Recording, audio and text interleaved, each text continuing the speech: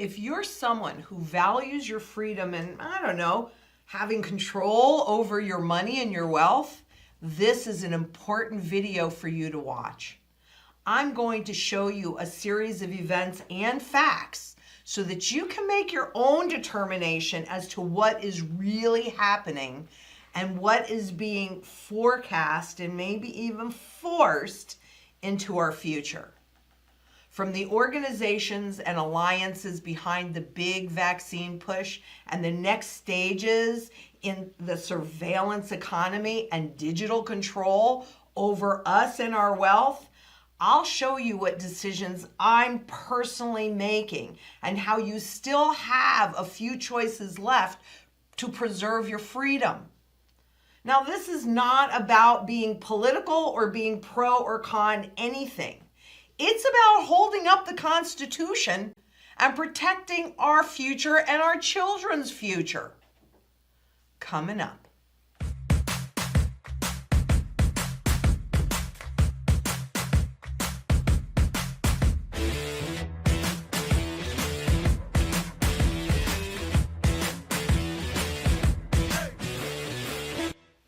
I'm Lynette Zang, Chief Market Analyst here at ITM Trading, and I have been groomed for this moment in time, and I'm telling you, I am getting so many chills, I can't even stand it.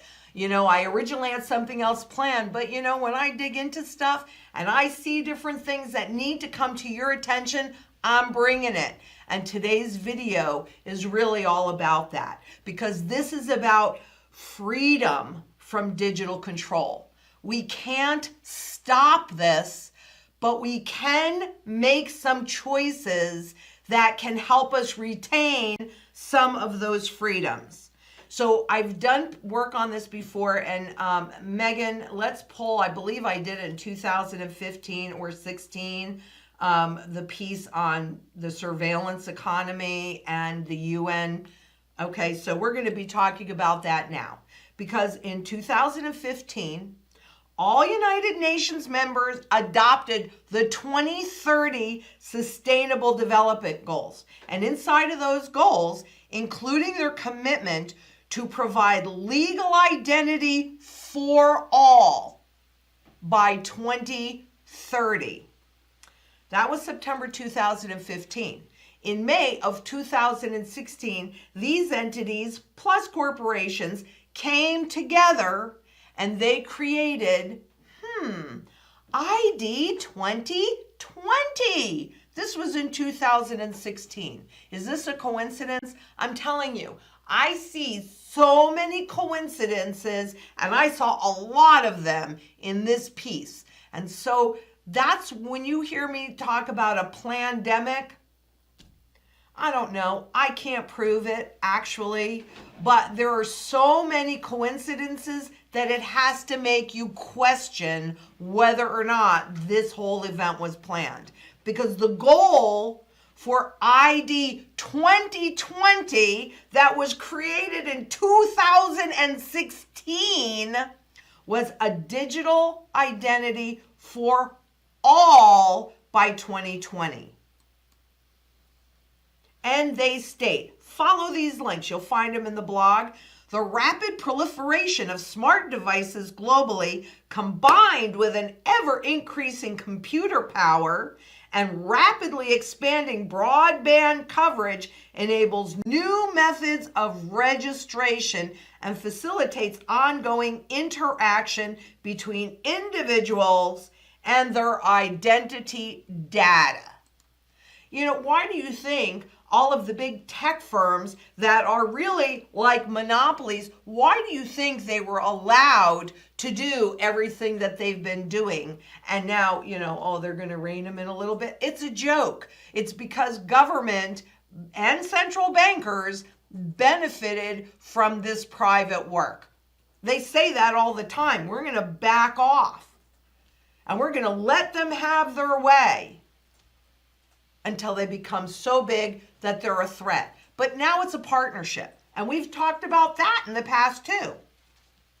A unique convergence of trends provides an unprecedented opportunity to make a coordinated, concerted push to provide digital ID to everybody. And by the way, I want to tell you that I did not highlight that. I grabbed it from their page and put it in there. Now, of course, they're going to start with the most vulnerable. And what could possibly provide everything that they need? My question to you is COVID-19 the means to an end? Because we know you should never, ever let a good crisis go to waste. We know what their agenda is. It's out in the open. And all of these different players, you know who founded ID 2020? The Bill and Melinda Gates Foundation. Oh, actually, I'm sorry. That was the Rockefeller Foundation that provided the seed money. But the Bill and Melinda Gates Foundation, what they actually created was Gavi, which is a vaccine alliance. And it is a public-private partnership. So, ID 2020 and partners, meaning the government of Bangladesh, launch a program to provide digital ID with vaccines. And this partnership was announced as the money markets were breaking down in September. Interesting coincidence, I think. Because what were we paying attention to? We were paying attention to the wild swings in the markets and all the QE. We weren't paying attention. And where are they doing it? They're also doing it in Bangladesh. So we'd sit here and go, well, okay, that's over in Bangladesh. But might I remind you that in 2013, Cyprus, way over there in Cyprus, little teeny country, is where they tested the bail-in laws.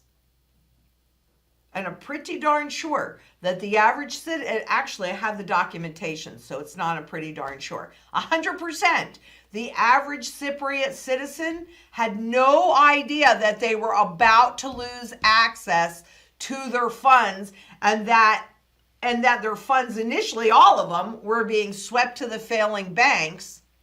And then, because of the global outcry, they went, oh no, we've got to protect that insurance, the deposit insurance. But they always test these things in small places that people are not even paying attention to. This kind of freaks me out. I got to tell you, it kind of freaks me out. Doesn't surprise me, unfortunately, but does kind of freak me out that the technology has advanced so much that they can now put this itty bitty teeny weeny little circuit into a vaccine and give it to us. In collaboration with the government of Bangladesh Vaccine Alliance, Gavi, founded by Bill and Melinda Gates Foundation, and new partners in government, academia, and humanitarian relief, because it's always packaged like what a good thing this is. And I'm sure that not everybody has this evil intent. I really am sure about that. But there are certainly some that see the opportunity and their ability to control and manipulate. What do you think? What do you think? Is that a possibility? The program to leverage immunization as an opportunity to establish digital identity. Are you kidding me? Digital identity, just so you know what this is a computerized record of who a person is stored in a registry. It is used in this case to keep track of who has received vaccination. You get it? It's stored in a registry. So much as they'll say it's not centralized, if it's stored in a registry, I don't know, maybe I'm dumb, but isn't a registry like a central location? Just saying. You know, maybe I'm wrong. I hope maybe I'm wrong. Maybe it is all going to be very private. It is until it's not, or it's touted until it's not. The government of Bangladesh recognizes that the design of digital identity systems carries far-reaching implications for individuals' access to services and livelihood, and we are eager to pioneer this approach. Yeah, ID 2020, founded in 2016. You think? But, just so you think, well, that's all the way over there, and we're here safe and sound in the good old U.S., same article, 2019, September, the ID 2020 Alliance has been joined by the City of Austin, U.S. Berkeley's Citrus Policy Lab, and CARE USA. The City of Austin, ID 2020, and several other partners are working together with homeless people and the service providers who engage with them to develop a blockchain-enabled digital identity platform. By the way, Blythe Masters, who was instrumental in creating the derivatives that imploded in 2008. She believes very strongly in blockchain technology. She sits on the board of ID 2020. Just a little aside. To develop a blockchain-enabled digital identity platform called MyPass to empower homeless people with their own identity data. You got to understand, they go to the most vulnerable first. And when you commingle this with the digital dollar that is in the direct control of the Federal Reserve, and most likely, because the law has not fully been passed yet, but will most likely be used to distribute your universal basic income and get people to just, I want that free money. I mean, look at the direction that we're going in. Please take a look at it. It's important. It makes having physical gold, they talk about all the time diversification. If all your money is in fiat, you're not diversified if all your wealth is held in fiat. If all your wealth and all your information is held digitally, you're not diversified. That's why physical gold and silver in your possession, which is truly outside of the system, is a true market and wealth diversifier. Any extra fiat I get goes into food, water, energy, security, barterability, wealth preservation, which is what gold and silver do, community, and shelter. But they did put this disclaimer. Now, this article is written in September, on September 20th, or published on September 20th, 2019. In March 26th of 2020, they added to clarify, and I have to do this in all fairness, that the program is intended to allow people to receive vaccination and prove that they have received it, not to track individuals as claimed by some conspiracy theorists. And one thing that I can tell you, because I do not consider myself a conspiracy theorist, since I provide all of the links to all of my research, that there's an awful lot of truth in these. And while that may not be the original intention, you cannot sit there and tell me that it will not be used to track it. Look at China.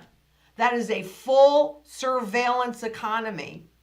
And I don't know, possibly coming out of this on the other side of this pandemic with a lot more global power. And if you jaywalk in China, by the time you get to the other side of the road, they have already taken the wealth, the money, out of your account. China, in my opinion, China's showing the way. But let us also take a look at how the World Economic Forum that set up their piece that they're doing, their next big convention, is the Great Reset. We're going to look a little bit about that in a second.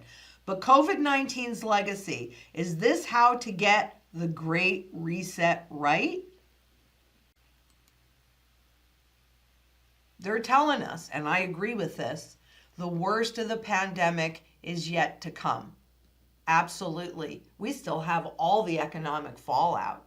We can see what's happening in the stock market and in some places in the real estate market and how disconnected that is from most of the global economy. Yeah, the worst is yet to come. I agree. But they state, we must get the Great Reset right. The challenges are greater than previously imagined. But our capacity to reset is also greater than we had previously dared to hope. Never let a good crisis go to waste. This is the head of the World Economic Forum, Klaus Schwab, and he says, this was in June, the pandemic represents a rare but narrow window of opportunity to reflect, reimagine, and reset our world. What does that look like? Fortunately, he gave us this great graphic. Remember, all of this is posted in the blog. So you pull those links and go and take a look at it, or you can, print off the slides so you can see them better. Because there is, I gotta say, there are a lot of wonderful things in here, but there are also some things that give me pause and give me a lot of concerns. So they're showing you that there are 7 key pieces in this Great Reset. The first one is harnessing the 4th Industrial Revolution. That means all of this technology that enables more tracking, more control, more surveillance. We got to harness this. And you can see there are all of these lines showing how they are all interconnected. So right here, they talk about the digital economy and new value creation. Is it really new value creation? Or is it merely the perception of new value created? Like, I don't know, digital currencies. People, if you perceive, it's like the paper dollar. It's like this. This is a piece of paper. It is a Federal Reserve note. A note is a debt instrument, and this one carries a 0 coupon on it. Why does this have value? Because we agreed that it had value. We allowed them to take the gold away from us and the silver as money away from us. And we said, okay, let's put value in this. And since then, we've lost 98% of its purchasing power value. So now they're going to create this new digital currency, and people, they're going to call it a digital dollar in this country, but there'll be a digital yen and a digital euro, etc. So that people won't realize that anything has changed, just like they did in 71. When the reality is that everything is already changing. It's already changing. This isn't something that we're going to be able to stop. So the next question is, how are you going to protect it? And we'll come back to that in a second. Tangibles, those have value. The only reason why digital currency would have value is because you say, well, it has value. Everybody going to agree? I'm not. It enables a digital identity. One place, all your information, fiscal, health, education, taxes, everything, one location. Boy, that sure gives them, an awful lot of control, big brother. And then also global governance. Now, what is so interesting about the global governance, and you can't really see it yet, but the global governance is tied to strengthening regional development. So what they're really talking about here, and we've talked about this in the past too, are technocrats, unelected officials that use algorithm and this great new fourth industrial revolution to define what constitutes this and that and everything else. So that takes away even more power from the local politicians. And what's been a problem, why they had to rush this through, is the growth of people saying no, the rise in populism, the rise in rioting, or the rise in peaceful movements. People saying no. So they were running out of time. And plus, oh, what was that pesky little thing? Oh, yeah. 2012, the Bank of England's regulatory arm, came out and said, oh, yeah, by the way, the end of 2021, LIBOR is going away. That pesky little interest rate stated, not market related, but stated, easily manipulated interest rate benchmark was going away. And the global central banks have been having one heck of a time getting to create a new market and having that adoption. I don't know, coincidence? I don't know. You tell me. You tell me. So what else constitutes revitalizing global cooperation? Interesting that that is the third spoke on that wheel, because they really want this to be a global economy. They really want this. They started it in the 80s. It's been breaking down. We've seen all the problems with the supply chains. I'm telling you, we need to, as individuals and as a local community, that's what my work is about community. We need to come together. We need to be as independent and self-sufficient and interdependent on each other, not the government, not the central bankers.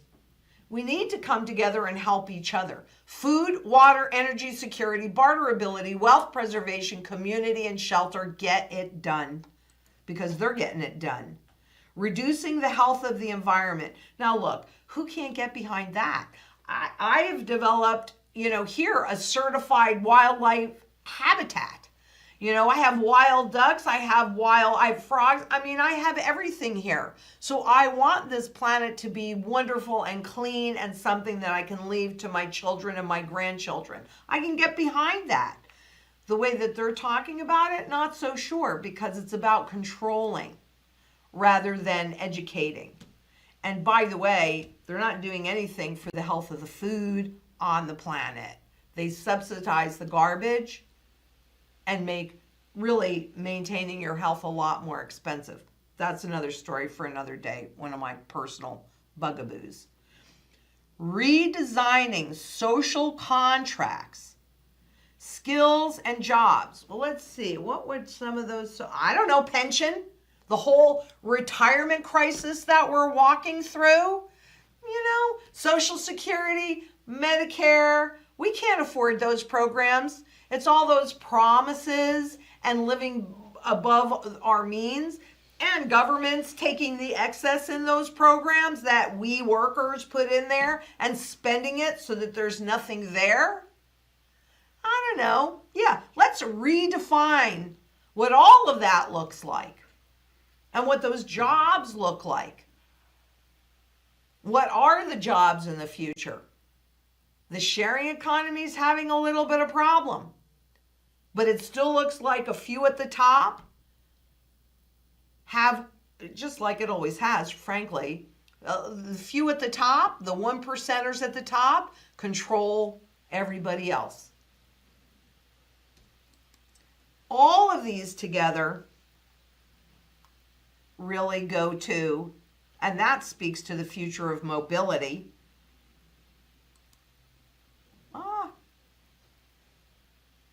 The future of mobility, I want to talk about that just for a minute. We've talked about that in the past.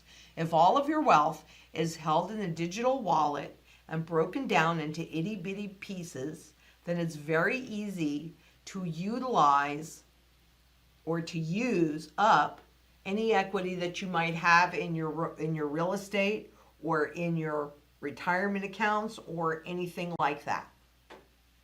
And it can go anywhere in the world. You're not going to be limited. They've been working on that for a while. We've spoken about in the past. But it all boils down to shaping the economic recovery into the reset of social, financial, and economics. This is a full-blown reset. But if you hold some level of wealth, well, then you're going to have more choices, aren't you? Because make no mistake, these are all tied together. So they're showing you all of these little lines, but they're also showing you how they all come together. For governments, it's about taxation. Lifetime taxes. Central banks, yeah, negative rates. They can control you and get you to volunteer. You don't even realize you're being controlled. Because what have central banks told us over and over and over and over and over again? They like distance between their policies and who implements them. No cash taken here. Ew, cash is dirty. Cash prevents them from going below zero. Let's get rid of that. Cash enables some level of privacy. And of course they'd say, well, if you have nothing to hide, then you shouldn't want to hide anything. Well, guess what? I don't have anything to hide, but I don't want you knowing all my business. And if you decide that you don't like what I'm doing, bam, cut me right off.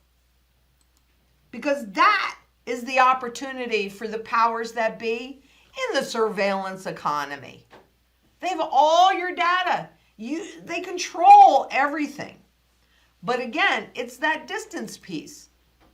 So how is this being brought out? I don't know. Do you guys remember when the TSA was installed on the busiest travel holiday of the year right before Thanksgiving in the U.S.? If people had said no, and refused to fly, but of course they didn't because they wanted to go see their loved ones. That's a nudge getting you to volunteer to give up more and more of your freedoms. So now Bishop Air Force Police get smart helmets, and we've talked about this before too, that screen for coronavirus. Well, that's a good thing. Nobody wants to be in a group or in a closed room with people that have coronavirus, right?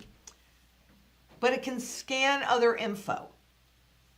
In this article, the facial recognition, license plate reading, and QR code detection capabilities with the helmets will be rolled out later. So here, we're doing this to protect you from the coronavirus. But officials will be able to upload photos of criminal suspects and license plate into the helmets, which can scan passengers and vehicles for them. Now look, if they can find a criminal or they can find somebody that has ill intent to me before they do, okay, that is a good thing. But that means they're scanning everybody.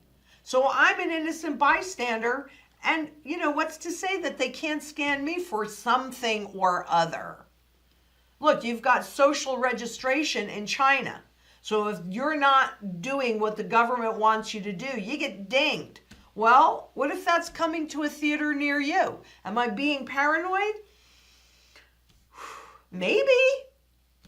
You decide if that's the legacy that you want to have. Because, you know, much as I really want to travel, I'm not sure how much traveling I'm going to do if they force me to take a vaccine that has an identity chip in it. I don't know. Maybe they'll just wait until I die off. I am going to be 66 soon.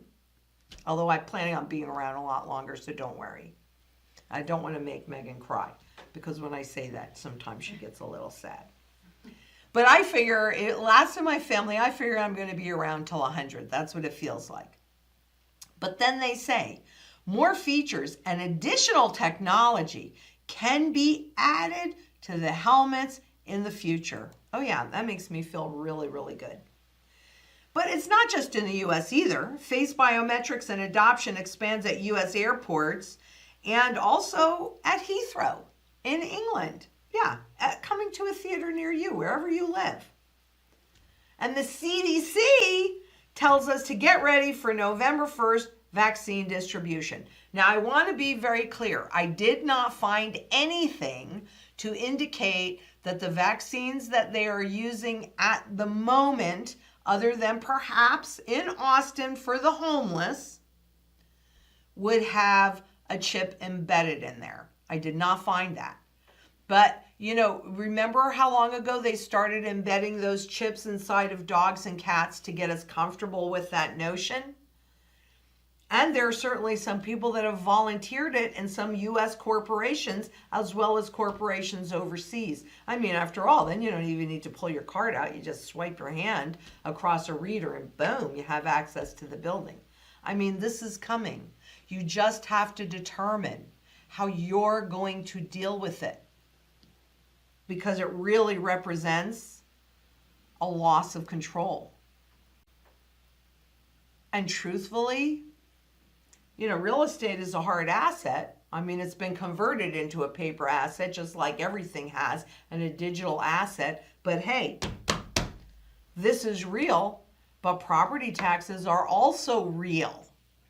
That's the biggest issue and why you need to be protected, because that's how government taxes. Taxation was on the wheel there. That's how governments generate their income. The biggest portion of it is through taxation. So you need to be protected so that you can always pay your property taxes. But what actually remains as a real private position, and we know what that is. It is physical gold and silver outside of the system.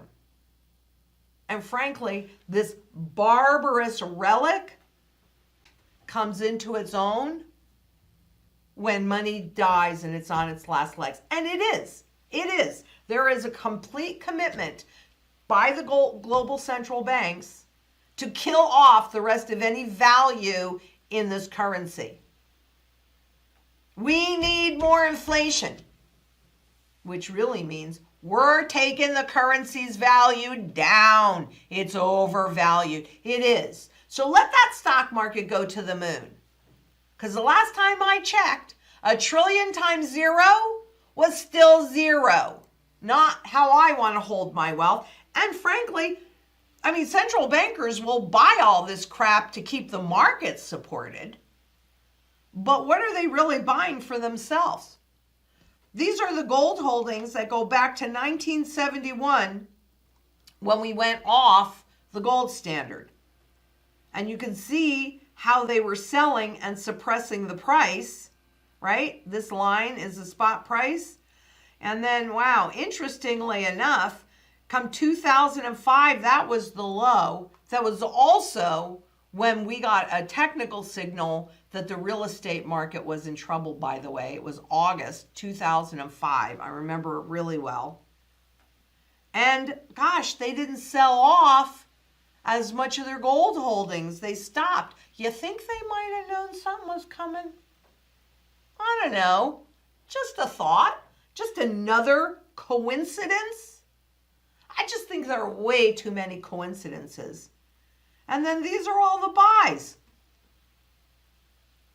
What's that tell you? They know what they're doing. They know they're destroying this and that they are resetting the financial system.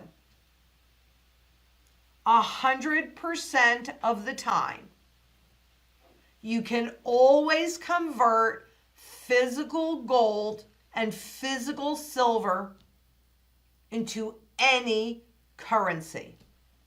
It's been true for 6,000 years. Or good or service.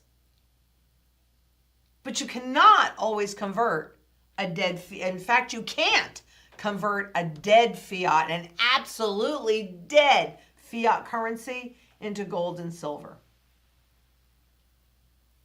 Somebody asked me in the Q&A yesterday if the Fed or the central banks would suppress the price of gold so that they could buy it. Yeah, look.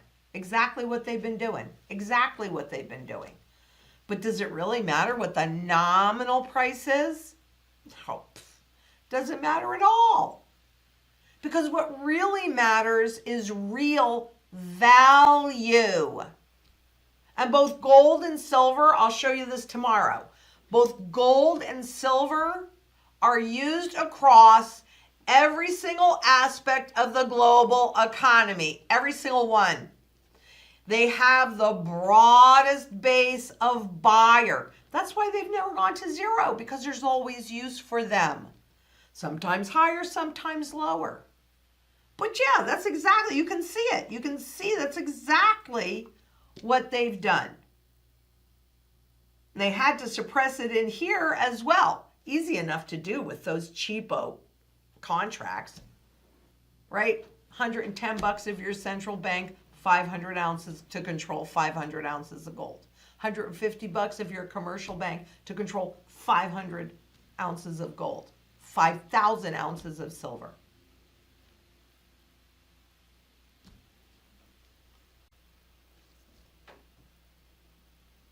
The choice is yours. I know that what I'm doing is my whole mantra. Food, water, energy security, barterability, wealth preservation. That's what you can do with physical gold and silver. Community, that's what I'm doing here with you guys today, and with all the interviews I do, etc. And shelter. And speaking of interviews, I'm very excited because it was a great interview the last time, and I will be talking to my friend Patrick Vieira over at Silver Bullion TV. He does such a great job, and I'm very excited about it. And next week, I'll be on with Jason Hartman, who is really all about real estate. And so that should be a very interesting discussion, considering that we've got so much going on in the real estate industry. But I am going to encourage you so strongly to go to our blog, itmtrading.com/blog, pull these links. There were even more. Do your own due diligence. Share this. This is coming. It's happening. It's unfolding. We can't stop it, but we can decide how we want to walk through it.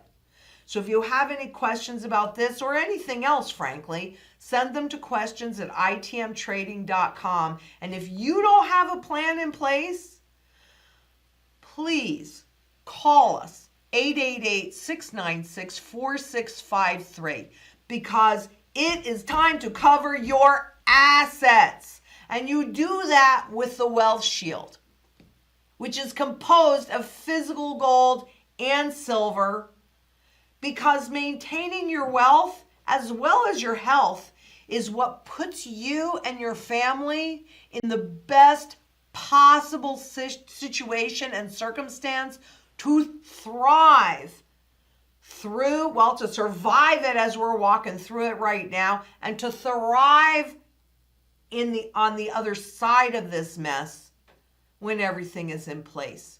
And if we can come together as a community, maybe we can retain some choices.